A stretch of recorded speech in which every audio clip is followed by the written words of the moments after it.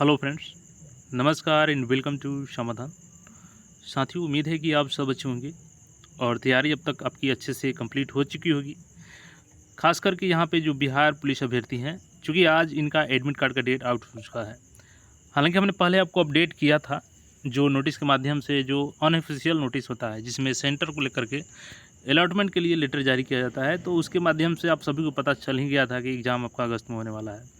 लेकिन आज admit card के साथ में यहाँ पे आपके सिलेबस में बहुत बड़ा बदलाव कर दिया गया है और एग्ज़ाम से जस्ट पहले ये सिलेबस में बदलाव हुआ है।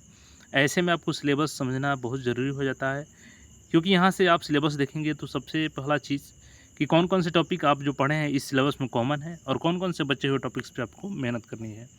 तो चलते हैं हम लोग ऑफिशियल वेबसाइट पे और वहीं से सारे अपडेट्स को समझते हैं। अभी हम लोग आ चुके हैं central selection board of constable के ऑफिशियल वेबसाइट पे और यहाँ पे देखेंगे तो 11 तारीख है आज और 2 नोटिस जारी किया गया है। यहाँ पे है regarding Bihar police constable schedule. यहाँ पे ओएमआर शीट भी आपको दिखाया गया है और यहाँ पे एडमिट कार्ड का लिंक दिया गया है। तो सबसे पहले हम लोग इस नोटिस को देख लेते हैं। तो यहाँ पे नोटिस हमारा लोड हो रहा है और यहाँ पे हम ओपन कर लेते हैं इसको। तो ये देखिए, यहाँ पे लिखित परीक्षा और ई प्रवेश पत्र के लिए सूचना है। यहाँ पे देखेंगे तो डेट जो है आपका परीक्षा का, ये है 7 अगस्त को एकल पाली में 12 बजे से 2 बजे तक होगा आपका। रिपोर्टिंग टाइम यहाँ पे आपका 9:30 में है। दूसरा डेट है जो आपका 11 अगस्त को है, ये भी एकल पाली में सेम टाइम है। उसके बाद थर्ड जो होगा वो 18 अगस्त को होगा। उसके बाद 21 अगस्त, 25 अगस्त, 28 अगस्त को ये डेट है जो कि एग्ज़ाम के लिए है। अब आपका एडमिट कार्ड पे आपको पता चलेगा कि किस पाली में आपका एग्ज़ाम है, किस तारीख में एग्ज़ाम है। और एडमिट कार्ड की बात करें कब से आएगा, तो यहाँ पे 15 तारीख से अवेलेबल हो जाएगा। आप लोग वहाँ से एडमिट कार्ड अपना डाउनलोड कर पाएंगे। चलिए मैं लिंक दिखा देता हूँ, फिर जो नया सिलेबस जारी हुआ है उसको भी हम लोग बारीकी से समझेंगे। अब देखिए, यहाँ पे जो लिंक दिया है तो 15 से आप यहाँ से डाउनलोड कर पाएंगे। जैसे यहाँ पे मैं क्लिक कर दूँ तो देखिए यहाँ पे ओके कर देते हैं और यहाँ पे आपका आ गया है the link will be activated from 15 जुलाई। तो यहाँ पे 15 जुलाई से आप लोग डाउनलोड कर पाएंगे एडमिट कार्ड को। तो चलिए अब लोग सिलेबस को समझते हैं। तो यहाँ पे देखिए, हमने सिलेबस को ओपन कर लिया है। ये ऑफिशियल वेबसाइट पे है और लगभग 30 पेजों का ये है जो सिलेबस। इसमें बारीकी से सिलेबस को समझाया गया है और बिल्कुल इस सिलेबस के अकॉर्डिंग आप तैयारी करते हैं तो यहाँ पे आप अच्छा स्कोर करेंगे, बल्कि आपका सिलेक्शन भी श्योर यहाँ पे होगा। बाकी सब प्रक्रिया में अच्छे से परफॉर्म करते हैं तो देखिए, यहाँ पे 10वीं लेवल का ये होगा लिखित परीक्षा का जो स्तर होगा आपका। और पाठ्यक्रम में देखिए, सबसे पहले हिंदी की बात कर ले यहाँ पे। तो हिंदी यहाँ पे देखेंगे कक्षा 9th के लिए ये बताया गया है कि उस लेवल का होगा। यहाँ पे हिंदी भाषा के उद्भव और विकास से संबंधित एक पाठ है जो नई कहानी से एक कहानी होगा। उर्दू साहित्य में महिला लेखिका की कहानी, बिहार के प्रतिष्ठित समकालीन कथाकार की एक कहानी, जल संस्कृति को प्रतिबिंबित करता हुआ पाठ, सिनेमा से संबंधित पाठ, गांधी विनोबा जैसे महान व्यक्तियों की रचना, नालंदा विक्रमशिला जैसे ऐतिहासिक महत्व के विद्या केंद्रों का जीवंत यहाँ पे परिचय, शिक्षा शास्त्र से संबंधित पाठ, किसी युग का प्रवर्तक साहित्यकार की आत्मकथा, बिहार के ग्राम गीतों के महत्व पर एक कथा। अब पद में यहाँ पे भक्ति काल के 2 कविताएं की रचनाएं होंगी, जैसे रीतिकाल हो गया, एक कवि की रचना हो गया, द्विवेदी युग हो गया और छायावाद हो गया, प्रगतिवाद हो गया, समकालीन कविता हो गया, भारतीय भाषा, विश्व भाषा। और व्याकरण देखिए यहाँ पे क्या क्या पूछे जाएंगे, तो आपको जैसे लिंग पूछे जाएंगे, वचन पूछा जाएगा, काल पूछा जाएगा, उपसर्ग पूछा जाएगा, अकर्मक पूछा जाएगा, सकर्मक पूछा जाएगा। इसके अलावा यहाँ पे प्रश्नार्थक क्रियाओं के प्रयोग पूछे जाएंगे, वाच्य, संधि, समास और पर्यायवाची के साथ साथ यहाँ पे विलोम, अनेकार्थ, श्रुति, संविनार्थक शब्द, मुहावरे, लोकोक्तियाँ और वाक्य शुद्धि यानी सेंटेंस दिए रहेंगे, आपको शुद्ध करना रहेगा। अब साहित्य शास्त्र से बात करें तो शब्द शक्ति यहाँ पे उससे पूछा जाएगा, जैसे अलंकार हो गया, यमक, श्लेष, ये सभी यहाँ से पूछे जाएंगे। चौपाई पूछा जाएगा आपसे।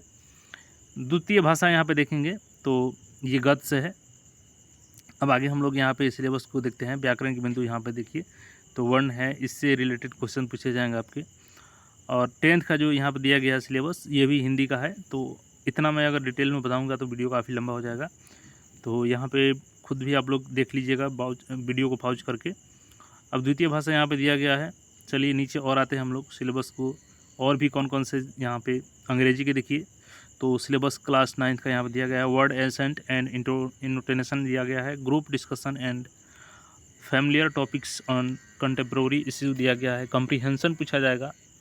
इसके बाद से देखेंगे यहाँ पे तो sequences of tense in connected speech पूछा जाएगा, रिपोर्टेड स्पीच, एक्सटेंडेड टेक्स्ट पूछा जाएगा, मॉड्यूल्स, ऑक्सिलरीज वर्ब पूछा जाएगा, पैसिव वॉइस पूछा जाएगा, और यहाँ पे रिलेटिव क्लॉज से पूछा जाएगा, वर्ड एंसेंट एंड एनोटेशंस से पूछा जाएगा।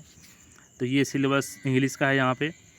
और देखिए गणित का यहाँ पे आपको अच्छे से समझना होगा क्योंकि ये स्कोरिंग सब्जेक्ट होता है और यहाँ पे आप एक एक क्वेश्चन से अपना स्कोर को बढ़ा सकते हैं। जैसे देखिए क्लास 9 का यहाँ पे संख्या पद्धति नंबर सिस्टम से रहेगा, जिसमें आपका रियल नंबर से वास्तविक संख्या से क्वेश्चन रहेगा।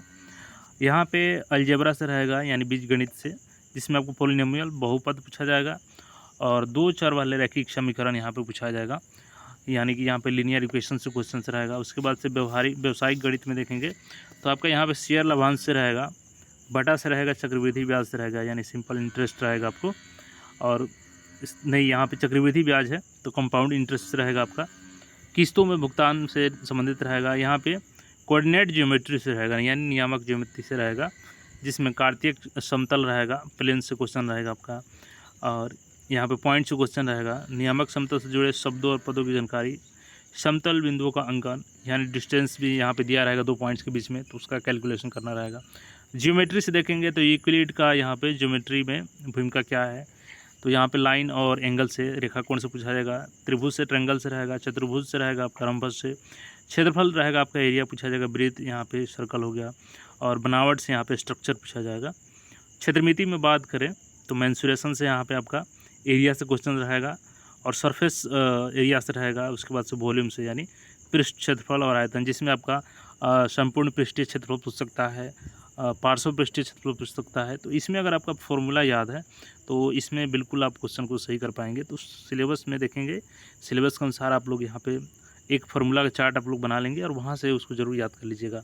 यहाँ पे देखेंगे तो स्टैटिक्स से रहेगा, सांख्यिकी से, और प्रोबेबिलिटी से, प्रायिकता से रहेगा, तो उसको भी देख लेना होगा आपको। यहाँ पे 10th का दिया गया है, यहाँ पे रियल नंबर है, पॉलिनोमियल है, यहाँ पे आपका लीनियर इक्वेशन है, कोऑर्डिनेट क्वाड्रेटिक इक्वेशन है यहाँ पे, और यहाँ पे अंकगणित से है। त्रिकोणमिति से देखेंगे, यहाँ पे ट्रिग्नोमेट्री से भी क्वेश्चन आएगा, तो त्रिकोणमितीय अनुपात से पूछा जाएगा, त्रिकोणमितीय तारतम्य से पूछा जाएगा, नियामक ज्यामिति है इसमें, त्रिभुज हो गया, वृत्त हो गया, स्ट्रक्चर हो गया, समतल क्षेत्र का क्षेत्रफल, पृष्ठों का क्षेत्रफल, आयतन, सांख्यिकी और प्रायिकता यहाँ पे भी दिया गया है। अब देखिए सामाजिक विज्ञान में यहाँ पे, तो सामाजिक विज्ञान में आप लोग एनसीईआरटी देखिए, ये बिल्कुल सारे जो सिलेबस दिए गए हैं बिल्कुल एनसीईआरटी को ध्यान में रख करके दिया गया है, तो आप लोग एनसीईआरटी को जरूर फॉलो करेंगे। अब यहाँ पे देखेंगे तो यहाँ पे देखेंगे आपका सामाजिक विज्ञान सोशल साइंस से रहेगा, हिस्ट्री, ज्योग्राफी हो गया, पॉलिटी से यहाँ पर रहेगा, इकोनॉमिक्स से क्वेश्चन आएगा। और ये सारे सिलेबस आपको एनसीईआरटी को ध्यान में रख करके बनाया गया है। जैसे भौगोलिक खोज यहाँ पर दिया गया है, अमेरिकी स्वतंत्रता संग्राम से क्वेश्चन रहेगा, यहाँ पे फ्रांस की क्रांति से क्वेश्चन रहेगा, नाजीवाद हो गया, प्रथम विश्व युद्ध और द्वितीय विश्व युद्ध से रहेगा, आदिवासी समाज और उपनिवेशवाद से रहेगा, कृषि और खेतिहर समाज हो गया, शांति प्रयास हो गया आपका, यूरोप में राष्ट्रवाद, समाजवाद और साम्यवाद से रहेगा, हिंद चीन में राष्ट्रवादी आंदोलन से रहेगा, भारत में राष्ट्रवाद से रहेगा, और यहाँ पे अर्थव्यवस्था और आजीविका से रहेगा, शहरीकरण एवं शहरी जीवन से रहेगा, व्यापार और भूमंडलीकरण से रहेगा, प्रेस, संस्कृति और राष्ट्रवाद का यहाँ पे है।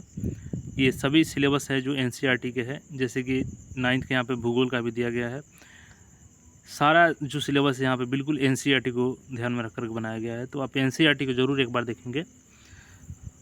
बाकी यहाँ पे डिटेल्स में सिलेबस को देखना चाहते हैं तो आप कमेंट करेंगे तो इसको टेलीग्राम पे अपलोड कर देंगे, वहाँ से देख सकते हैं, या वेबसाइट पर जाकर आप खुद वहाँ पे विजिट करके इसको डाउनलोड करके और इसको ये देख सकते हैं। हालांकि ज़्यादा पेज का है तो प्रिंट अगर चाहें तो करवा सकते हैं, अदरवाइज़ पीडीएफ में भी इसको देख लीजिएगा सिलेबस को डिटेल्स में। बाकी कोई क्वेरी हो तो कमेंट करके पूछ सकते हैं। और बचे हुए समय में आप ये पहले तय कर लें कि आपने सिलेबस के अनुसार कौन कौन सा टॉपिक अभी तक कंप्लीट कर लिया है पहले के स्टडी के अनुसार। बाकी जो टॉपिक कंप्लीट नहीं हुए हैं उसको अगर बना सकते हैं तो उस पर मेहनत कीजिए। बाकी जो टॉपिक पहले से पढ़े हैं उसको रिवाइज कीजिए, यही आपके सिलेक्शन में हेल्पफुल होगा। फिर मिलेंगे नए अपडेट में। चैनल पर नए हैं तो चैनल को सब्सक्राइब करके जुड़ जाएं। धन्यवाद।